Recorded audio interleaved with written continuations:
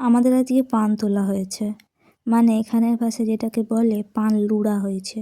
পানগুলোকে পরিষ্কার করে ধুয়ে এখানে রাখা হয়েছে বেছে, আর এখানে জল রাখা আছে, আরও একবার নাকি ধুতে হবে।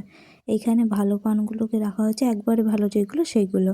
এখনও আছে যেগুলো বাতিল হয়ে গেছে, এই যে এই পানগুলো সব নষ্ট। তারপর দাদু এসে পানগুলোকে সাজাচ্ছিল, কেমন করে সাজাতে হয় দেখো, পানকে বেছে বেছে এইভাবে সাজাতে হয়। আমি সেটা দেখছিলাম আর জিজ্ঞেস করছিলাম যে কতগুলো পান দিতে হয়।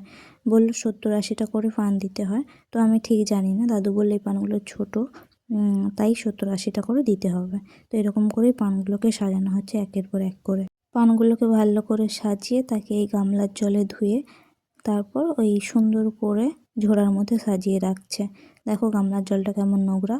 গামলার জলটা দেখে বোঝাই যাচ্ছে এর আগেও অনেক পান ধোয়া হয়ে গেছে। এরপরে সকালবেলা ভালো করে আবার কলা পাতার মধ্যে মুড়ে এইভাবে আড়তে নিয়ে যাওয়া হয়, যেটার ভিডিও আমি করতে পারিনি।